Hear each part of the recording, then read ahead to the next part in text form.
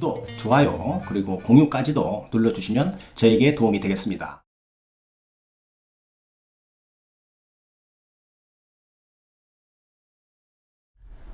안녕하십니까. 언제나 새로운 소식, 유익한 정보, 그리고 확실한 결론까지로 교통사고 피해자에게 도움을 드리는 육장TV입니다.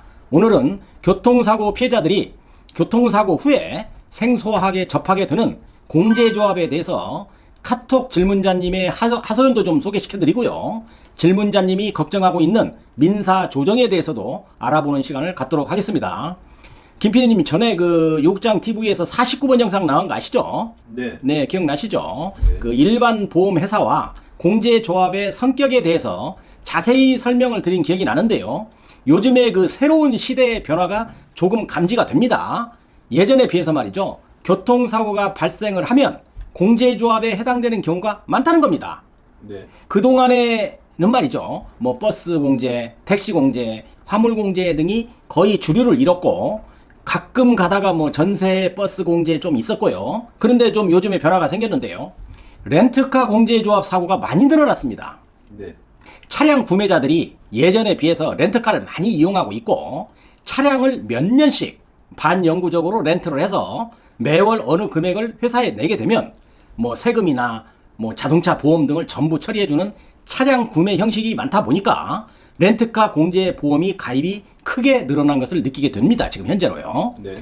네, 김PD님. 네. 주변에도 렌트에서 차량 사용하는 사람 좀 있죠? 예, 요즘에는 신차 장기 렌트가 유행이라서 특히 이제 사업하시는 분들이 예. 비용 처리 때문에 좀 많이 하십니다. 네, 그렇습니다. 법인에서도 많이 쓰고요. 네네. 네. 어쨌든 간에 요 근래 교통사고 중에 많은 확률의 가해자가 공제조합에 해당되는 경우가 많다는 겁니다. 네. 교통사고 피해자가 공제조합과의 원만한 합의가 쉽지 않다는 것은 이제는 이제 어느 정도 알고 계시는 분들이 많아요. 네. 막상 공제조합의 강압적인 태도에 대해서 잘 대응하는 교통사고 피해자는 많이 보질 못했습니다. 네. 그래서 공제조합의 전매 특허에 대해서 알아보고 어떻게 하면 공제조합을 상대로 해서 최선의 합의를 할 수 있는지에 대해서도 알아보도록 하겠습니다. 네. 제가 10월 초에 저에게 카톡 상담을 한 사례를 소개해드리면서 공제조합의 형태 및 대응 방법 등을 연구해보는 시간을 갖도록 하겠습니다. 네. 내용이 이렇습니다. 저한테 카톡을 보낸 분인데요. 안녕하세요. 선생님 저녁은 드셨나요? 저한테 선생님이라고 했습니다. 예. 네, 감사합니다. 27살 직장인 김땡땡입니다. 상담 드릴 게 있는데 문의하겠습니다. 2019년도 5월경에 버스 사고로 한방병원에서 2주간 입원 후에 현재는 일주일에 한 번씩 통원치료 한의원으로 하고 있습니다. 17개월째 다니고 있습니다. 저는 승객이었습니다. 네. 오늘 10월 카톡 보낸 날이죠. 땡땡이래 버스 공제에서 전화가 왔는데 합의금 200만 원에 하자며 장기 미결로 이대로 가게 되면 민사 조정에 들어갈 수 있다고 합니다. 네. 저는 조금 더 생각해 본 후에 연락을 드리기로 했습니다. 200만 원이 적정한 합의금일까요? 버스 공제가 짜다는 것은 잘 알고 있습니다. 또한 계속 치료를 지속적으로 받을 시에 향후 치료 소견서가 필요할 수 있다는데 그걸 받아야 합의금 받은 후에 병원 치료가 가능할까요? 이렇게 물어봤습니다. 저에게. 네. 49번 영상을 잘 보았습니다. 소송을 하라는 말은 안 했고 민사 조정이 들어갈 수 있다고 합니다. 저는 사실 합의보다는 치료를 좀 더 꾸준히 받고 싶습니다. 또한 민사 조정 시에 제가 불리하게 돌아갈 수 있다고 공제조합 담당자가 그렇다는데 제가 금전적으로 물어주는 걸까요? 이렇게 질문을 해온 사연입니다. 네. 위의 질문을 요점 정리를 하면 말이죠. 첫 번째로 공제에서 민사 조정에 들어갈 수 있다. 이 문구 하고요.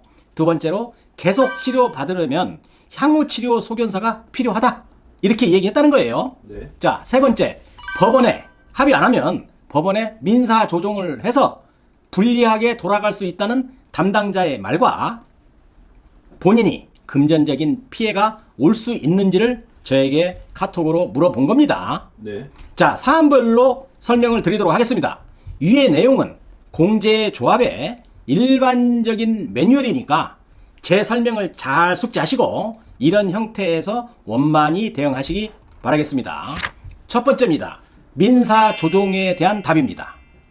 민사 조정한다고 하면 하라고 하세요. 공제주에서 한다면 하라고 하세요. 합의를 공제가 요구하는 대로 합의가 안 되니까 피해자를 약간 압박하는 겁니다. 하라고 하세요. 하라고 하면 조정 신청을 하지 않을 수도 있겠고 또 할 수도 있겠죠. 사실 별거 아닙니다. 하라고 하세요. 공제의 조정 신청에 대해서 제가 대처 방법을 알려드리겠습니다. 조정 신청을 법원에 하게 되면 말이죠. 공제조합에서 하지 않겠어요, 김 PD님? 네. 그렇게 되면 교통사고 피해자에게 법원에서 등기 우편이 오게 됩니다.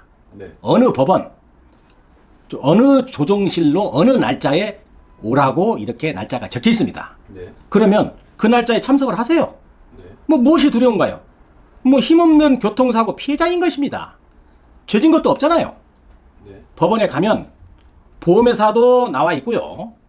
법원에는 조정위원님이 두 당사자 간의 이야기를 들어봅니다. 보험회사 얘기도 듣고 피해자의 이야기도 듣고 그리고 다툼을 원만하게 조정하게 되는데요.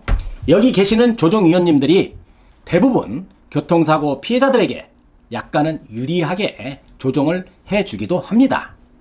교통사고 피해자가 약자이기 때문이거든요. 그렇게 조정을 받으면 되는 겁니다. 어려운 거 없어요.